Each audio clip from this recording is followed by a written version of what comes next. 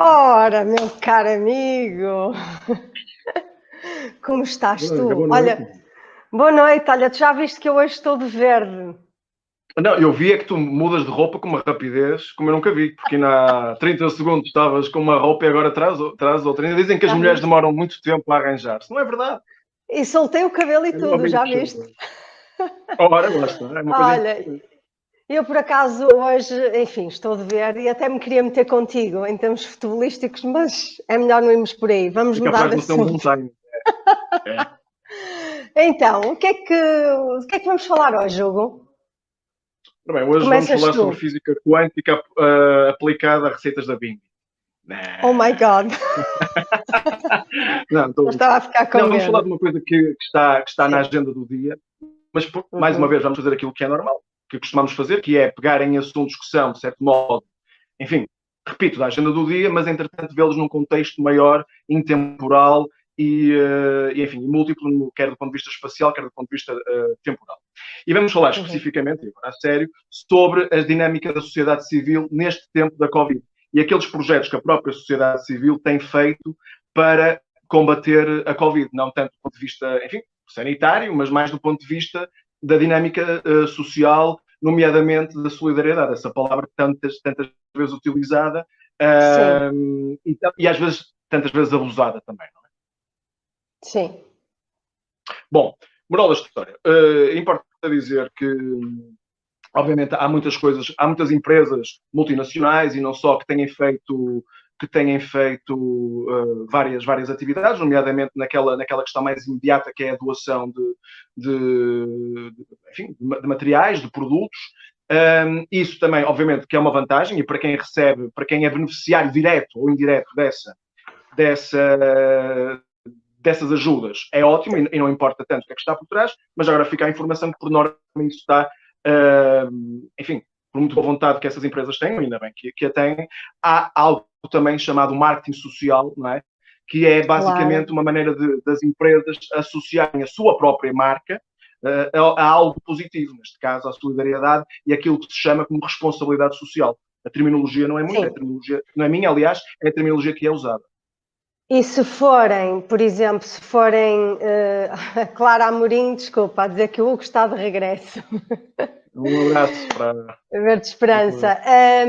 Estava eu a dizer, às vezes as empresas fazem doações, ou seja, pedem aos funcionários para doarem uma parte do seu salário e nós sabemos muito bem que esse valor que depois é doado a uma outra instituição também entra, portanto, é dedutível, não é? Abre Nos sítios fiscais. impostos. Portanto, tu Sim, sim, sim. sabes, e nós já temos falado muito nisso, e eu tenho uma posição um bocado, sei lá, não sei se direi feroz em relação à solidariedade, caridade, o que é que distingue uma coisa da outra. E eu penso que nós, como sociedade, fazemos muito mais caridade do que solidariedade. Solidariedade, estou gaga hoje. Portanto, mas não te queria cortar o raciocínio, porque eu depois, mais à frente, vou explicar um Sim, até, mas, bocadinho mas qual essa é. dicotomia sim, exatamente, essa dicotomia que tu apresentas, nós vamos falar mais à frente, porque ela é de facto incontornável quando se fala este tipo de coisas. Mas eu reforço, depois há um lado muito pragmático que é, para quem está a receber a ajuda, para quem está Uhum. efetivamente necessitado, a verdade é que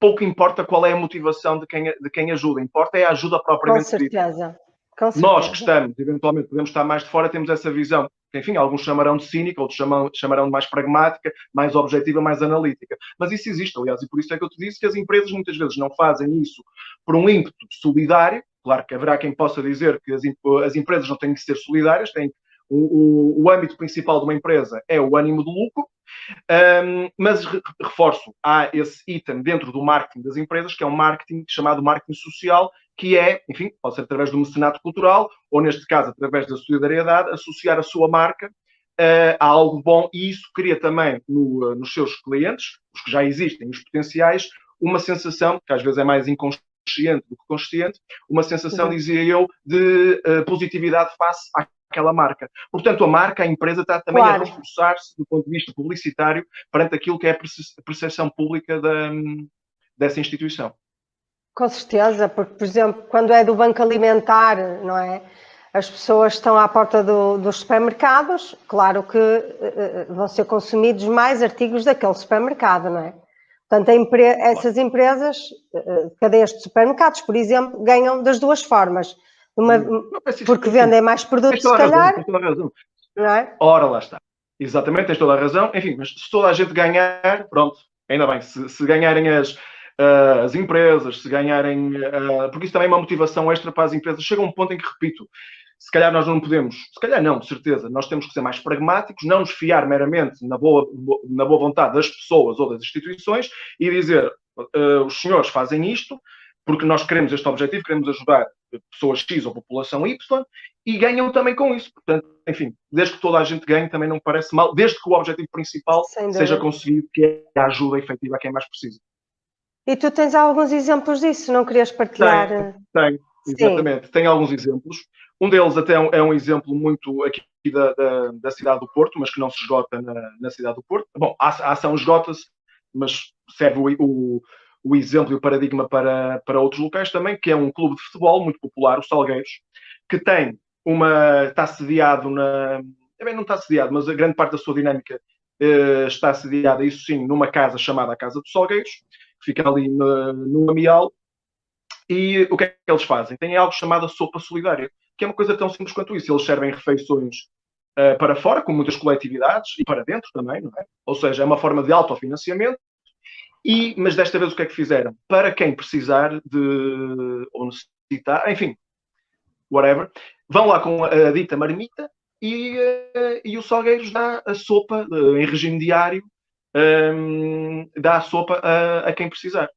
Sem fazer mais muito perguntas, bem. Sem nada, enfim, sem que haja ali nenhum contexto invasivo, que isso é importante, vamos falar num exemplo mais à frente, paradigmático disso mesmo, mas lá está, é uma ajuda material e imediata também, não é? Sim, enfim, claro. Eu até, desde que o Vidal Pinheiro foi ao chão, eu não faço ideia onde é que é o Salgueiros agora. O Salgueiros não tem campo, agora já fica a informação, agora tu o Salgueiros claro. Agora não tem um campo, porque o Vidal Pinheiro foi, enfim, não é o âmbito da nossa conversa, mas agora a breve trecho diz-se isto, que alienou, de certo modo, o seu estádio. O estádio foi comprado pela empresa Metro do Porto, o antigo campo do Salgueiros é agora a estação de metro Salgueiros, não é? Enfim, o Salgueiros entrou num processo de insolvência e acabou por perder grande parte do seu património, inclusivamente um estádio que ia ser projetado na zona da Arca d'Água, aliás, continua lá a beira da BCI, continua lá o espaço, exatamente. Que acabou por não ser potenciado. Portanto, o Salgueiros joga, durante muito tempo, fez assim uma espécie de peregrinação em vários campos, agora joga em Campanhã, num estádio, enfim, num campo municipal, no Complexo Desportivo de Campanhã, que fica ali nas imediações do bairro do Cerco do Porto. Muito bem. Já agora dizer uma coisa, Verónica, se me permites, muito telegraficamente. Claro que sim. Que é também algo histórico, que é dizer que o Salgueiros tem socialmente, e desde que eu vou falar mais do ponto de vista sociopolítico, tem uma história muito interessante e uma tradição a esse propósito. É que quando o general Norton de Matos, que corporizou um dos movimentos, se não o principal movimento de oposição, juntamente com Humberto Delgado, de oposição ao regime do Salazar, quando ele quis vir ao Porto fazer um comício de resistência democrática contra o regime fascista, quem lhe deu palco foi precisamente o Salgueiros no campo Engenheiro Vidal Pinheiro, e depois sofreu também isso, porque foi ostracizado por questões pelo regime, e sofreu futebolisticamente, mas teve esse ato, portanto, o DNA o ADN à portuguesa, de uma certa ideologia, revolucionário, quer de resistência, sim, revolucionária por um lado, e de intervenção social, ou seja, algo que não se esgota na questão meramente desportiva. O Salgueiros tem isso no seu ADN. E este era o primeiro projeto que tinha para partilhar. Depois há um outro que, assim, é muito mais mediático, porque houve figuras públicas que se associaram a ele, que era, enfim, não é propriamente um projeto, foi algo inorgânico que surgiu.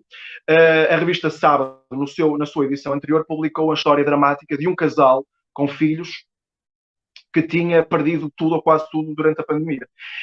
Foi um bocadinho a tempestade perfeita. Aquela lei de Murphy, se uma coisa pode correr mal, ela vai correr.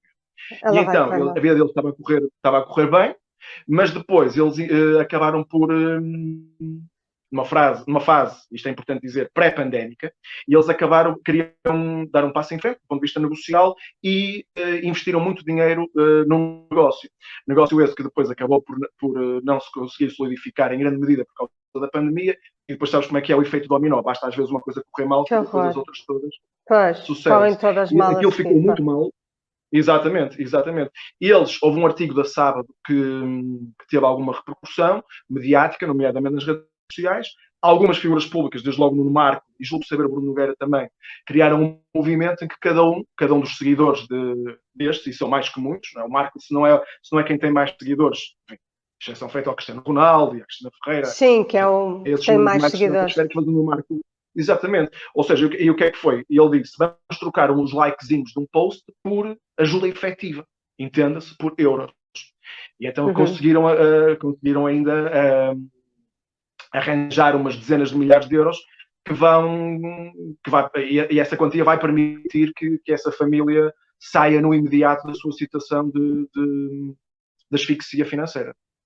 Tão bom, isso é uma excelente medida. Este é um caso pragmático e muitas vezes nós falamos as Sim. redes sociais são más e têm as coisas más que se sabe, Mas mas tem também são coisas muito muito boas do boas. ponto de vista, ou exatamente do ponto de vista para já de agregar pessoas, agregar ideias, e isto sim também é de certo modo a verdadeira, o quão bom pode ser aquela palavra que se utiliza muito agora, os influencers, não é? Porque nesta medida houve de facto uma influência prática com resultados práticos e com impacto brutal, pela positiva, enfim, no orçamento daquela família. Isto para quem quiser mais informação a este propósito, basta googlar e há muita informação sobre isso e devidamente fundamentada a esse propósito também.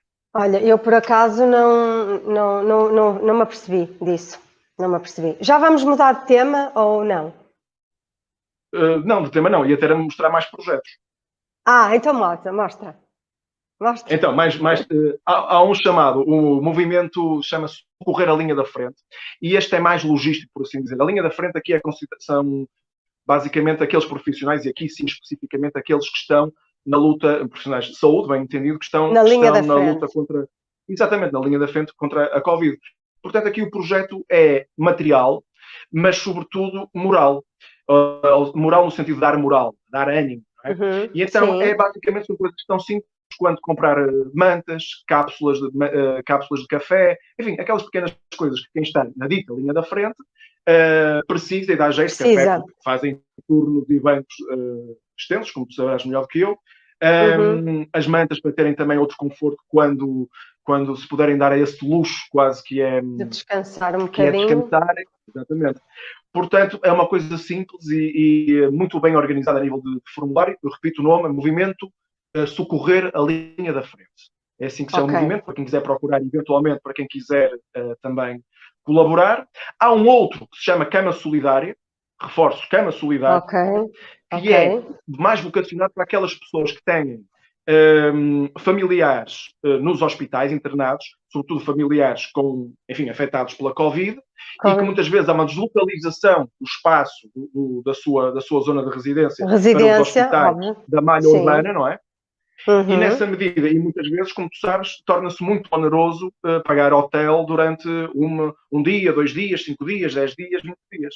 Ora bem, há um movimento, sobretudo, assente logisticamente em autocaravanas, mas não só, mas também uma rede de pessoas que acabam por ceder um quarto da sua própria casa ou algo assim, para permitir que essas pessoas possam passar ali algum tempo sem que gastem uma fortuna em hotéis para ficar perto da pessoa que...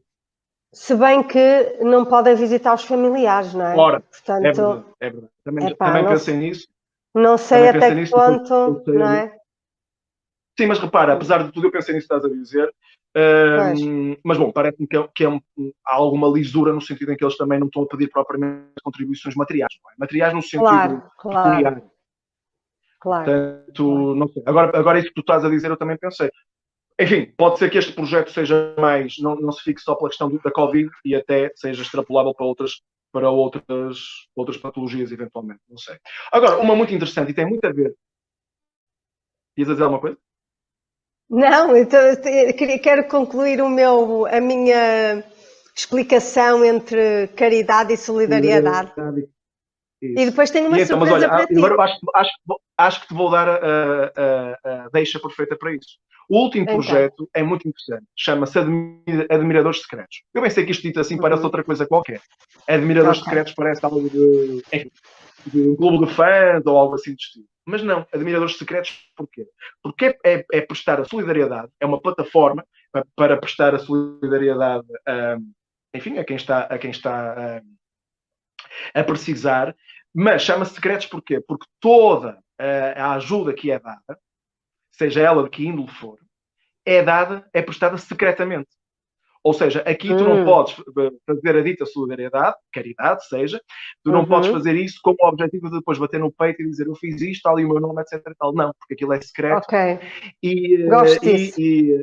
exatamente. E é secreto a dois níveis. É secreto, é importante porque não permite essa vaidade, mas sobretudo porque protege a identidade daqueles que são ajudados. E como nós sabemos, há sobretudo há uma vergonha cada vez encapotada naquelas pessoas que têm porque não estão acostumadas, o seu mindset não é esse, nunca pediram nada, nunca se imaginaram a pedir, mas viram-se, enfim, numa contingência de tal maneira que não tiveram outra opção, e muitas vezes a grande luta dessas pessoas é precisamente com que elas entendem como sendo a vergonha, como se fosse uma humilhação, o pedir. Sim, claro Nessa que sim. medida, a sua, Claro que sim. exatamente, nessa medida, a sua identidade fica absolutamente protegida, o que é uma vantagem. Não é? Muito bem.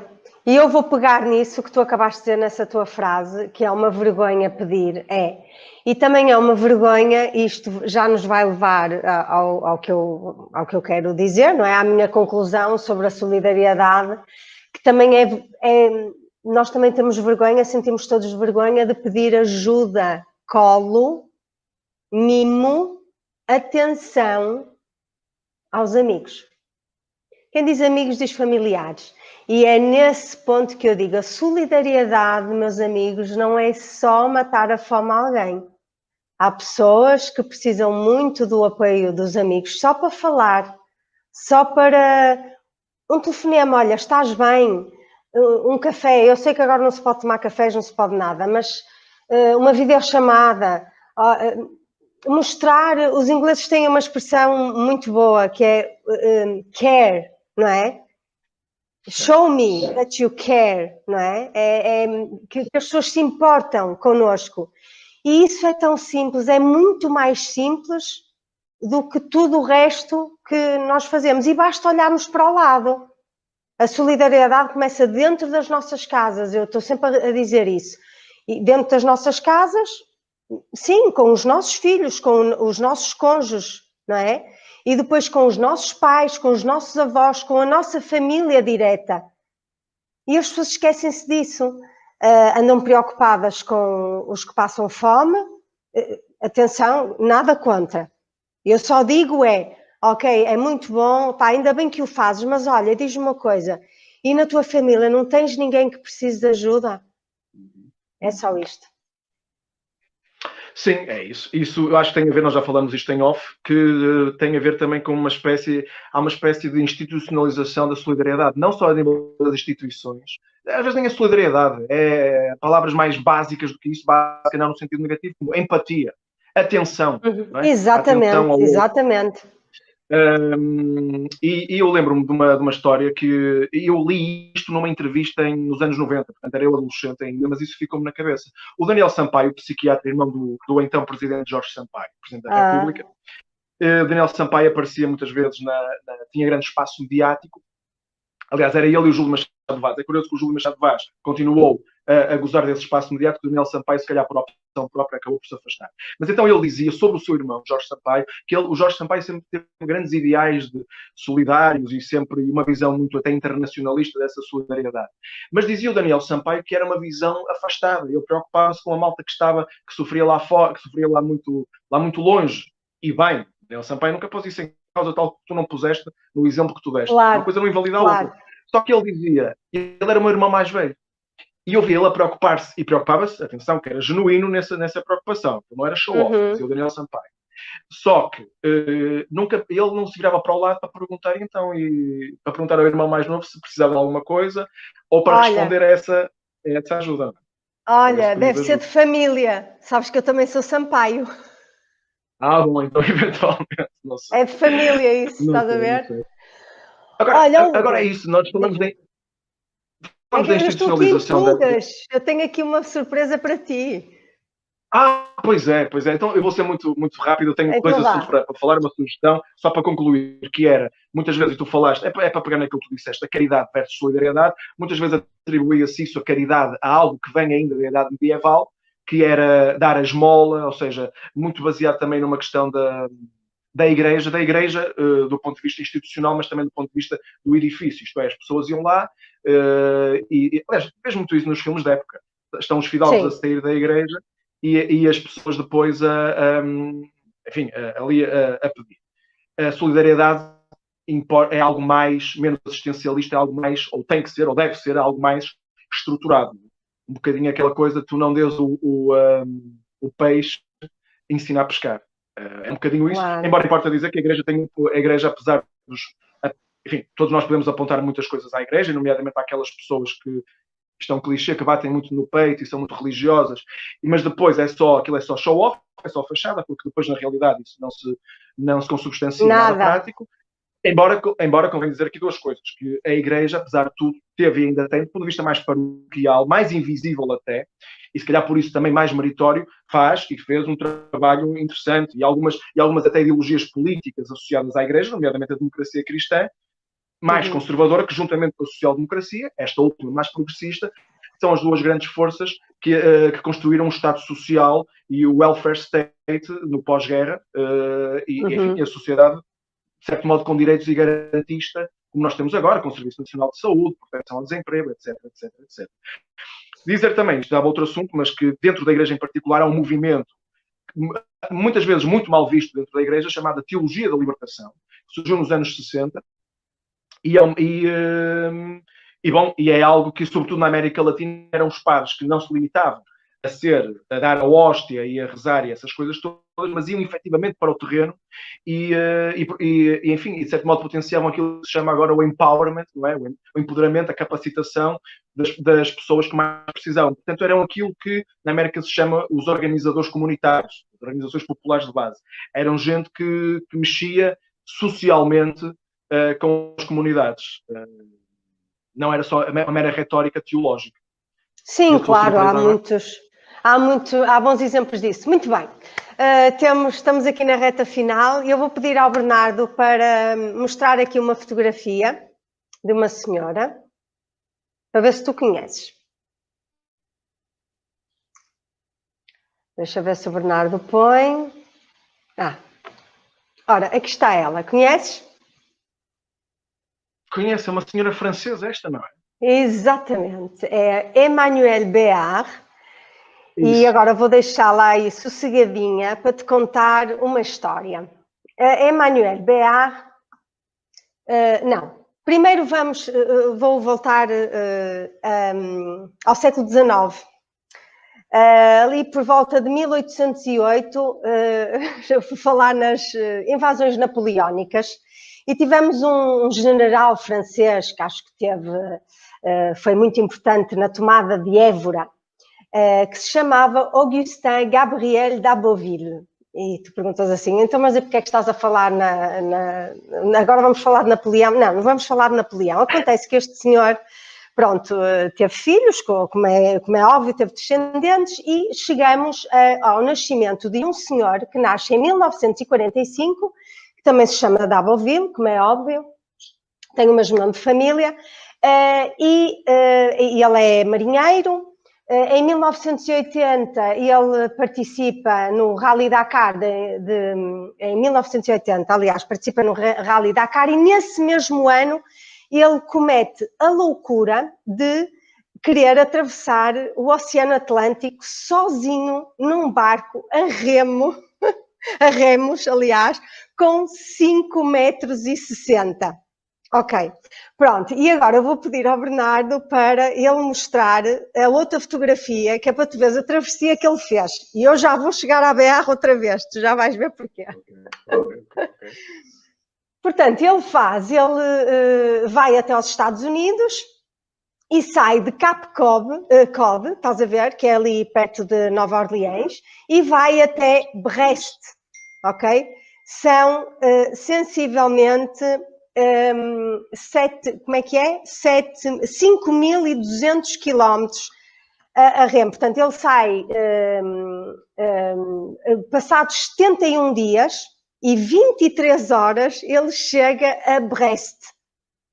Incrível, não é? Portanto, ele sai dia 10 de julho e chega. Pronto. E tu dizes assim: bolas, nunca mais chegas ao objetivo final. Pronto. Qual é o objetivo final?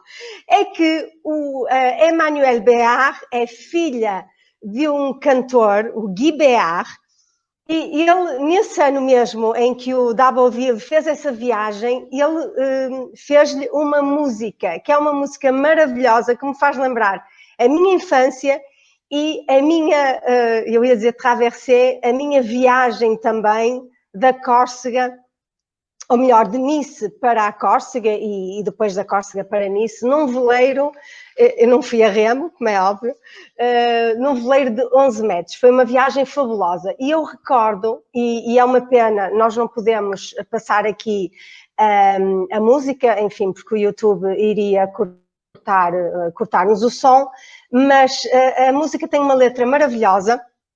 Sabes que eu canto muito mal, mas eu não resisto a cantar. Cantaste muito bem Roxanne na outra vez.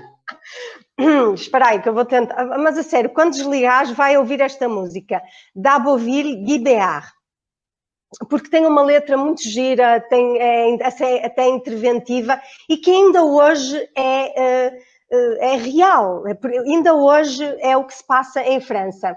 Então a letra é mais ou menos assim. A música é muito gira, muito simpática.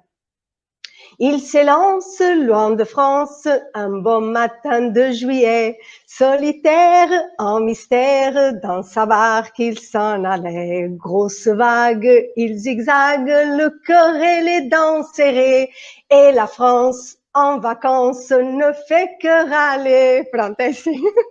Já foi o meu momento vergonhoso. Fazer um apelo, então, aos telespectadores do The Voice para votarem, ligarem para o 700, 601, 601 e votarem na Verónica Schmitter se querem que ela ganhe The Voice versão Global News 2021. Muito bem, olha. Garanto-te que a música fica no ouvido, é uma delícia e tu não imaginas o bem que me faz à alma ouvir aquela música e as recordações boas que me traz. Hugo, temos já de programação, não podemos ficar mais tempo. Muito obrigada mais uma vez. A SIC que está aí, não saia daí, porque já a seguir vamos ter o Menu do Green com o Alexandre Bernardo.